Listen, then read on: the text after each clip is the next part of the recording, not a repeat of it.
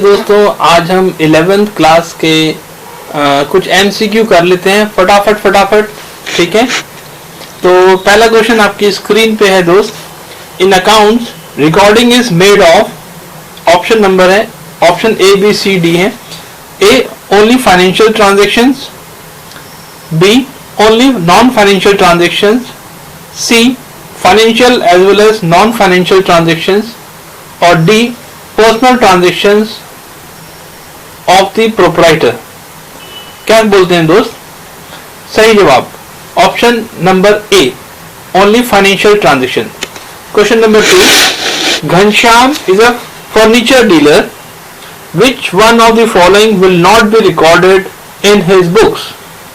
Options are purchase of timber for ₹50,000, लकड़ी खरीदी है।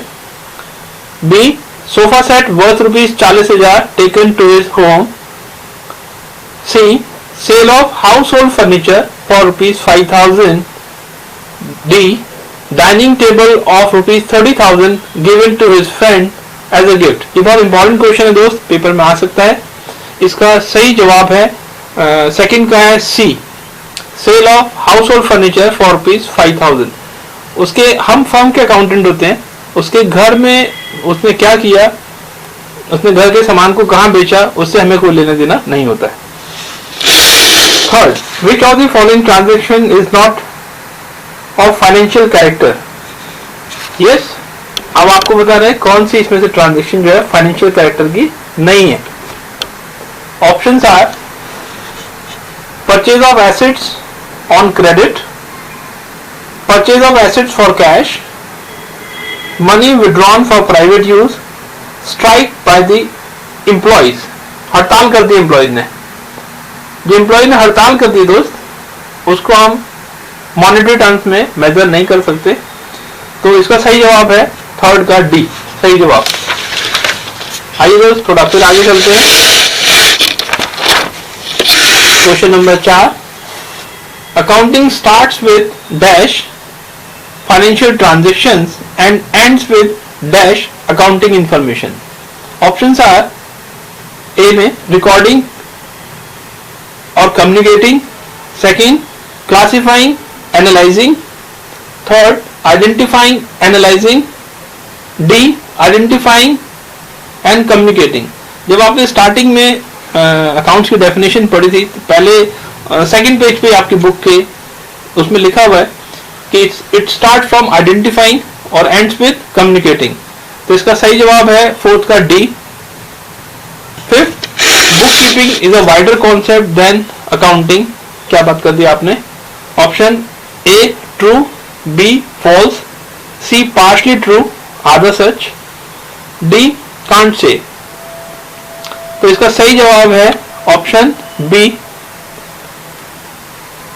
अकाउंटिंग वाइडर कॉन्सेप्ट होती है, बुक कीपिंग छोटा सा वो होता है।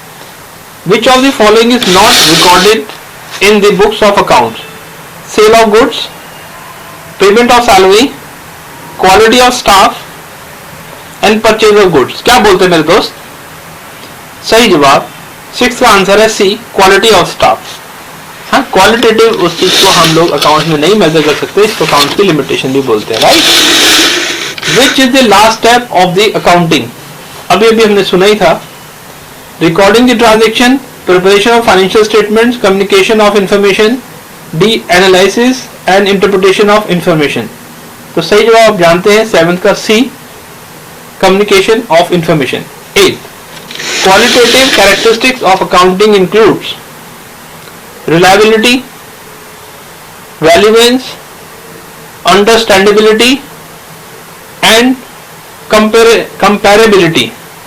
कंपेयर करते ना, और D है ऑल ऑफ द अबव।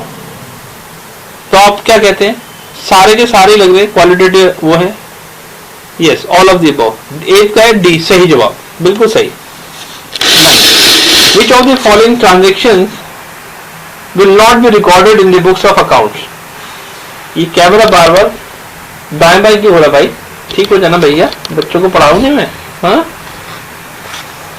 हाँ ठीक है।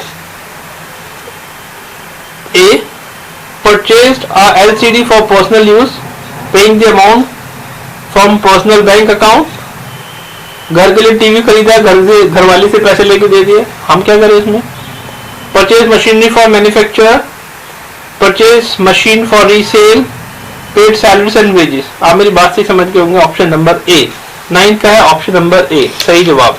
9 क्वेश्चन हो भी गए हैं, पता नहीं चला, राइट। इन्हीं को अगर हम क्लास में लिखते तो बहुत टाइम लग जाता है ना। तो बार बार मैं यही सोचता था कि एमसीक्यू के लिए क्या करूं कि बच्चों को कम समय में ज्यादा से ज्यादा कराया जा सके। वैसे तो कौन बनेगा करोड़पति, जैसे इसको खेलना चाहिए, right. Question number 10, which of the following is the limitation of accounting? A, accounting is not fully exact, accounting may lead to window dressing, accounting ignores price level changes. ये सारी लिमिटेशंस हैं यार। तो ऑप्शन डी है all of the above. तो 10th का answer है D, all of the above. 11, capital is internal liability, external liability, internal as well as external liability, D none of this. Accounting equation की याद दिला दी इसने। तो 11th का आंसर है ए, इंटरनल लायबिलिटी।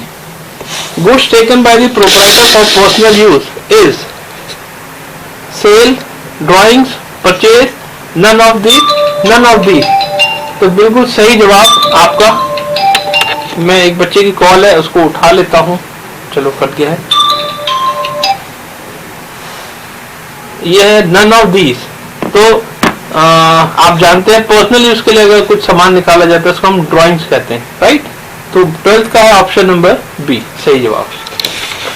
रुद्राक्ष का कॉल आ रहा है, अभी उठा लेंगे रुद्राक्ष, हम रिकॉर्डिंग कर रहे हैं बेटा अभी।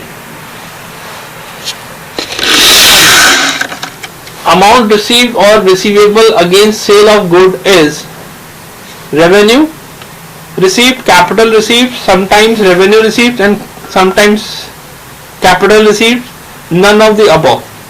दोस्त रेवेन्यू रिसीव्ड से होती है जो हमारा सेल परचेज से रिलेटेड होता है, जिस चीज का हमारा काम है।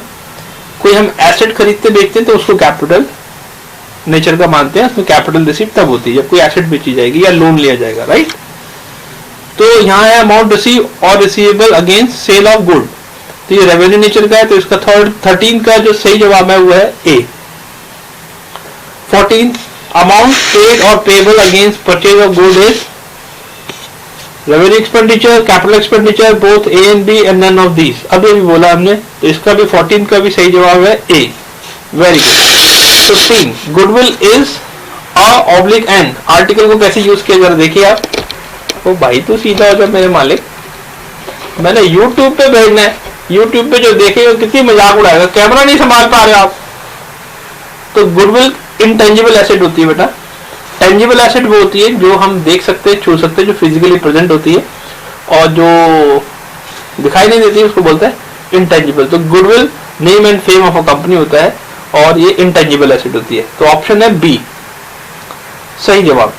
Expenditure of revenue nature that gives benefit for more than one accounting period.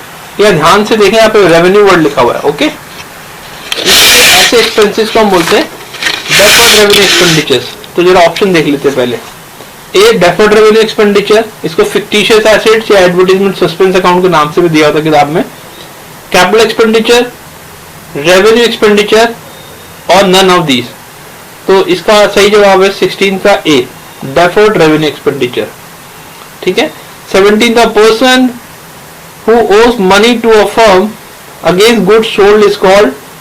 जिसको हम सामान बेचते हैं उधारी पे, उसको हम क्या बोलते हैं दोस्त? Option A creditor, B debtors, both A and B and none of these. तो सही जवाब है B, debtors.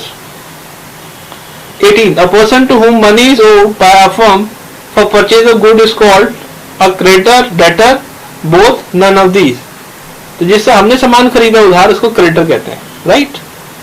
19, the amount invested by the proprietor in a business is called capital, cash, revenue और लोन। अब मालिक ने जो पैसा लगाया उसको क्या बोलते हैं दोस्त? उसको कैपिटल बोलते हैं। तो अभी हमने 19 कर लिए हैं। ये कॉल्स क्योंकि शायद बच्चों की आ रही होगी तो पहले मैं उसको देख लेता हूँ, राइट। और देखते हैं कितना रिकॉर्ड हुआ कितना नहीं हुआ। छोटे छोटे क्लिप्स बनाते हैं।